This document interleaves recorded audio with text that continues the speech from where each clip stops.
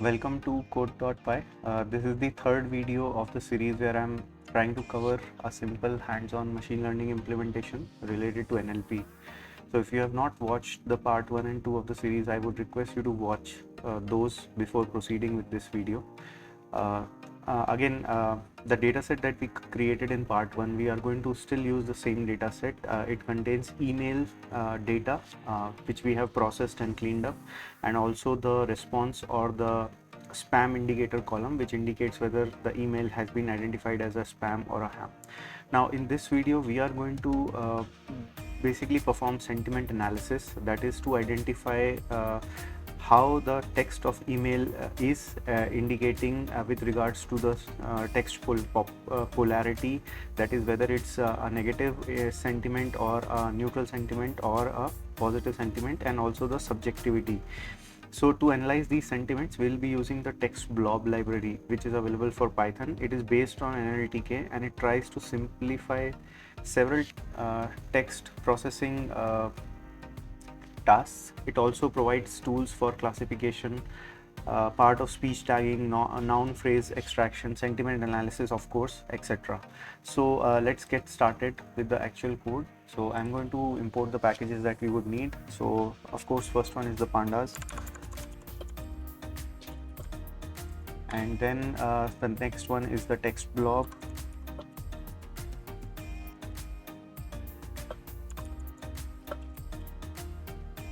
So these are the only two packages that we would need. I'll be updating the requirements file, so I would request you to check all the dependencies and the packages that I have installed on my system, so that if you want to replicate this code on your system and if you face any issues, you can make a comparison and see what packages are installed for me. That will be really helpful in case you are stuck. Okay, so we'll read the clean data from the CSV file. I've already copied the processed clean data in the data folder. So we'll read the clean data from the CSV file that we have created. So let's call it the source CSV, and let's define the path. So data,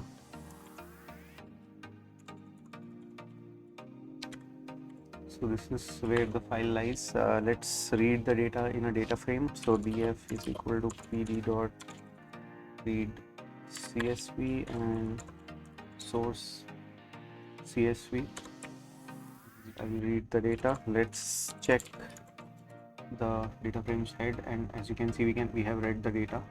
Now we will be using the text blob constructors to basically convert the text into a text blob, and then we will be once it is converted to the text blob, we will be using the blob sentiment, polarity and subjectivity properties. So let's convert it into a text blob using list comprehension. So create a text blob from the clean email text.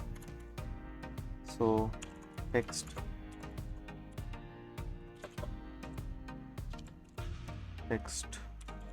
blob, and we are going to pass the text text, which is for text in the data frame clean text, data frames clean text column. So this will give us the text blob, and now we will create two columns in the data frame.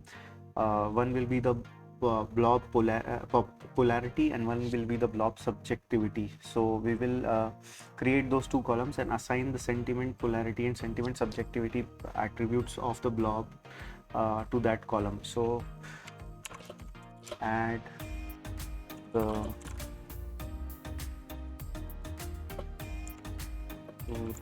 data frame, we will be adding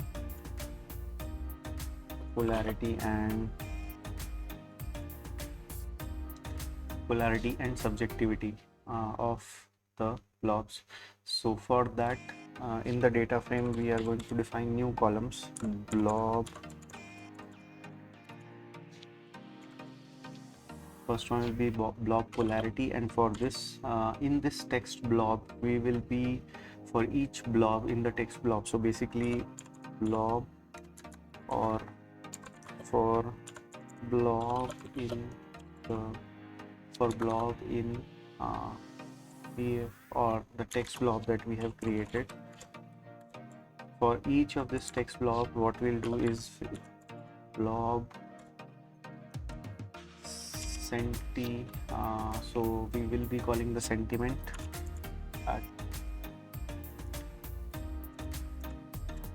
and of the sentiment we will be using the polarity for now. So this will give us the blob polarity. Similarly, we will also calculate the blob subjectivity.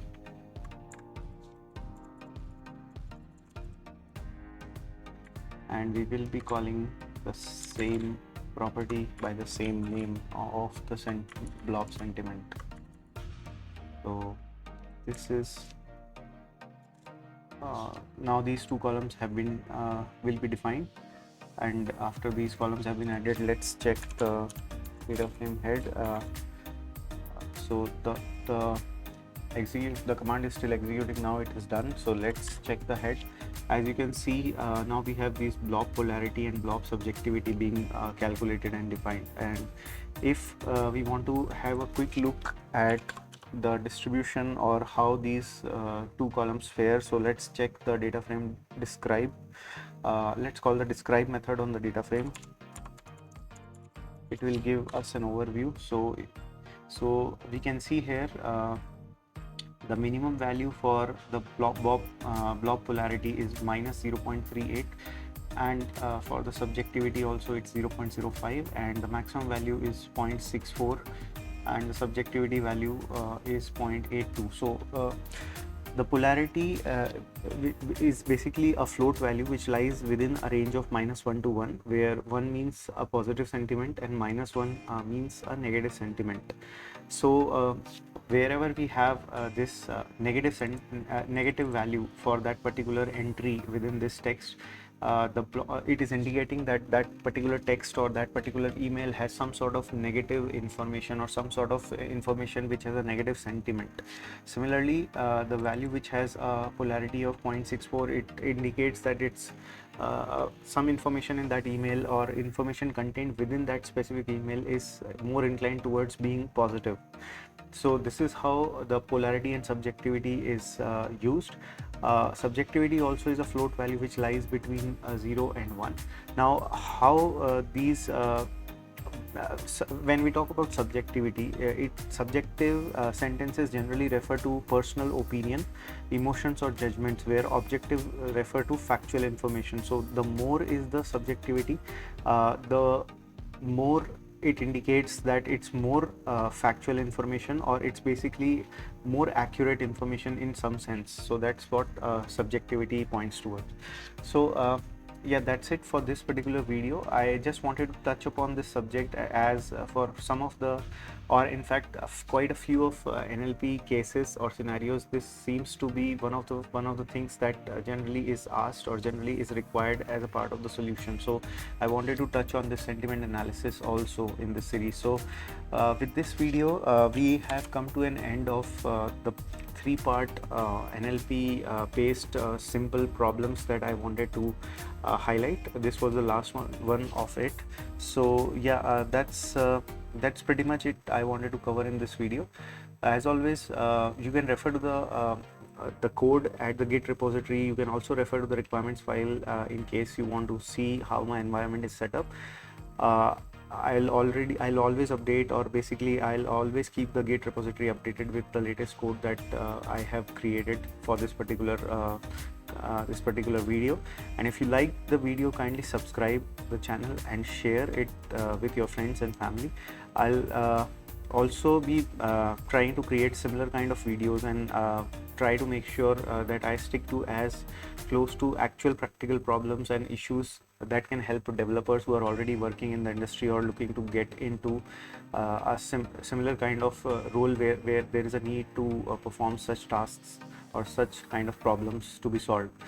So that's it. I'll be back with another video very soon. Thanks a lot for watching, and you have a great day. Thank you.